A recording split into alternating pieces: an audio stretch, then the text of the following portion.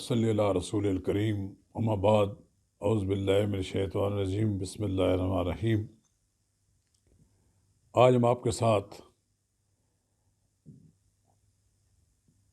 पार्लिमानी leaders conference से वज़ीर आज़म के ख़ताब और पार्लिमानी लीडर्स कॉन्फ्रेंस से अपोजिशन लीडर मियाँ शहबाज शरीफ और पाकिस्तान पीपल्स पार्टी के चेयरमैन बिलावल भुट्टो ज़रदारी के वॉकआउट पर बात करेंगे।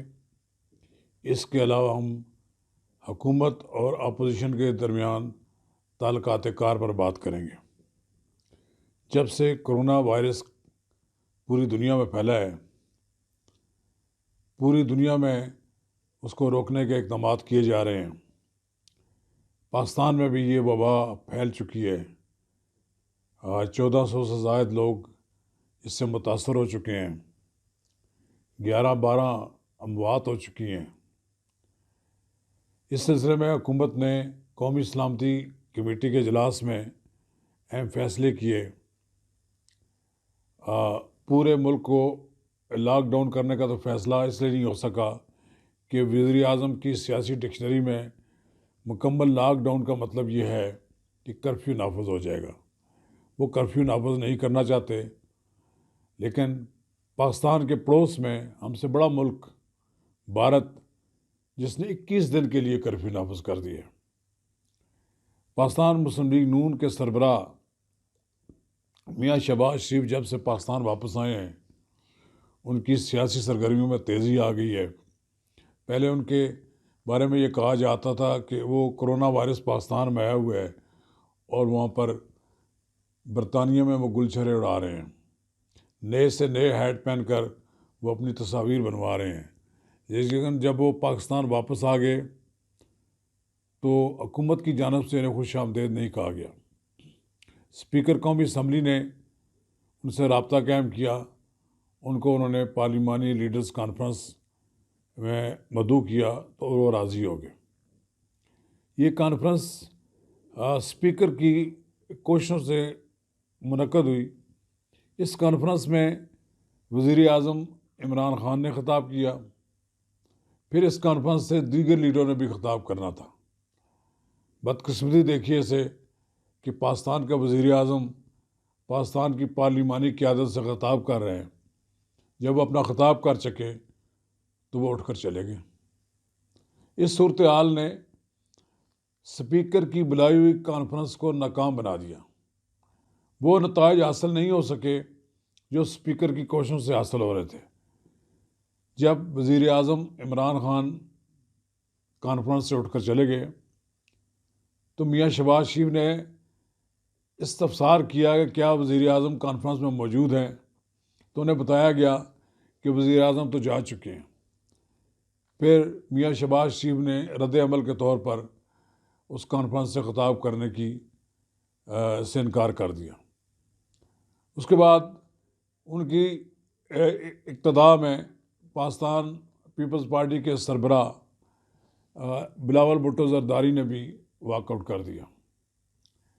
ये अगर वज़ीर आज़म कुछ देर अपोजिशन के रहनुमाओं के साथ बैठकर उनकी बात सुन लेते तो मेरा ये ख्याल था कि ये कॉन्फ्रेंस ज़्यादा नतीजा खेज साबित होती। लेकिन पाकिस्तान का वज़ीर आज़म पाकिस्तान की अपोजिशन के साथ बैठने के लिए तैयार नहीं। ये आज की बात नहीं है। जब से मौजूदा हुकूमत कायम हुई है और जब से अपोजिशन ने वज़ीर आज़म की तकरीर सुनने से इनकार किया है, वो दिन और आज वज़ीर आज़म अपोजिशन के साथ बैठने के लिए तैयार नहीं है, बल्कि वो अपोजिशन लीडरों की तनाबें खींचने के लिए हर वक्त कोशिश रहते हैं। उन्हें वज़ीर आज़म को उनके साथ बैठने में खुशी नहीं है, बल्कि वो उनसे जेलें भरने में उनको बड़ी खुशी है। उनकी अभी तक कोशिश तो यही रही है कि वो तमाम के तमाम अपोजिशन लीडर जेलों में डाल दें, लेकिन उनकी राह में अब अदलिया हायल हो गई है। अदलिया उन रहनुमाओं को रिहा कर रही है ज़मानतों पर, जिनके 6-6 महीने से साल से केसेस चल रहे हैं और उनके केसेस की कोई पेशरफ्त भी नहीं है। सिर्फ इल्ज़ाम के जिन लोगों को गिरफ़्तार किया गया है वो इस वक्त जेलों में थे। अभी चंद रहनुमा तो अभी भी जेलों में हैं, लेकिन इससे कबल कि और दीगर रहनुमाओं की रिहाई हो, शायद हकान अब्बासी साहब को पिछले दिनों ज़मानत पर रिहाई हुई, तब उनकी फिर तलबी हो गई है, उनको फिर जेल भिजवाने की तैयारियां की जा रही हैं। यानी इस वक्त पूरा मुल्क कोरोना वायरस से के ख़िलाफ़ लड़ रहा है। सारी अपोजिशन जमातें इस वक्त और सारी हुकूमत मिलकर इस वक्त कोशिश करना चाहती है कि हम इकट्ठे हो जाएं, लेकिन मतलब मालूम नहीं कौन सी कुव्वतें ऐसी हैं जो हुकूमत और अपोजिशन को एक पेज पर नहीं होने देना चाहती। अगर एक पेज पर हों तो मुमकिन है कि ज़्यादा इफ़ेक्टिवली कोरोना वायरस के साथ निपटा जा सकता है। मियाँ शहबाज शरीफ जब लंदन से रवाना हुए तो उन्होंने वहीं से चीन की हुकूमत के साथ रब्ता कायम करके पाकिस्तान के लिए 10,000 किट्स, 10,000 मास्क और 100 के लगभग वेंटिलेटर का इंतज़ाम कर दिया।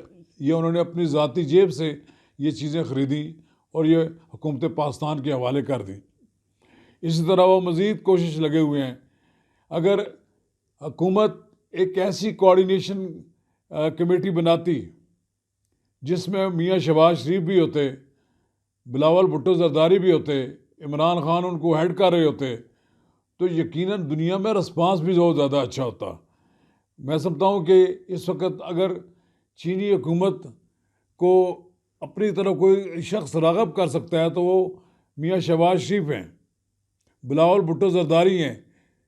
चीनी हुकूमत तो हमारी हुकूमत से नाला है। वो तो देख रही है कि सी पैक जो है हमारा वो वाइंड अप हो रहा है। सी पैक पे जो सुस्त रफ्तारी से काम हो रहा है, उसके मनफी तलकात पर मनफी असरात मरतब हो रहे हैं। लिहाजा ज़रूरी है कि जिस तरह अब चीन ने कुछ डॉक्टर्स भिजवाए हैं, कुछ सामान भिजवाया है।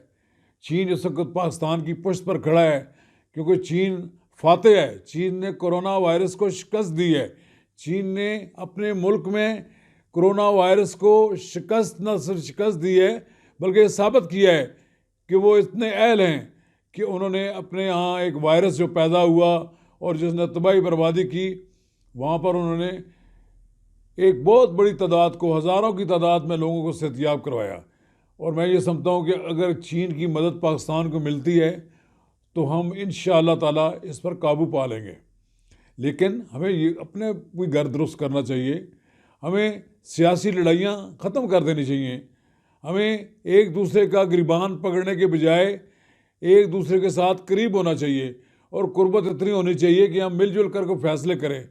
अगर ये समझते हैं अगर ये समझते हैं वज़ीर आज़म इमरान खान कि वो तना ये लड़ाई जीत जाएंगे और फिर सारा क्रेडिट अपने खाते में डाल लेंगे, तो ये मुमकिन नहीं है। उन्हें इस सूरत हाल की नज़ाकत का एहसास करना होगा। उन्हें ये देखना होगा कि ये लड़ाई पूरी कौम मिलकर लड़ सकती है।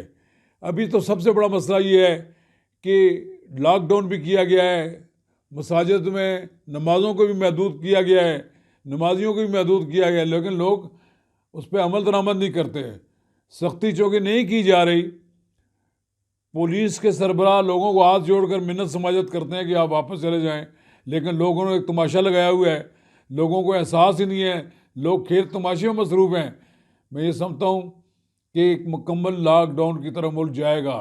आने वाले दिन में मज़ीद ये कोरोना वायरस बढ़ेगा, तो उससे रोकने के लिए मुकम्मल लॉकडाउन की तरफ वज़ीर आज़म को जाना चाहिए। हमारे पड़ोस में 21 दिन का अगर कर्फ्यू लग सकता है तो हमारे यहाँ अगर कर्फ्यू लग गया तो कोई क़यामत नहीं आएगी। आप गुड्स ट्रांसपोर्ट को आमद-ओ-रफ्त की इजाज़त दिए रखें। एक मखसूस वक्त में लोगों को बाज़ार से चीज़ें ख़रीदने की इजाज़त देते रहें, लेकिन ज़्यादा वक्त इस बात का हो कि लोग अपने घरों में रहें, लोग आइसोलेशन में रहें, लोगों के साथ मिक्सअप ना हो, तो ये हम काबू पा सकते हैं इस पर।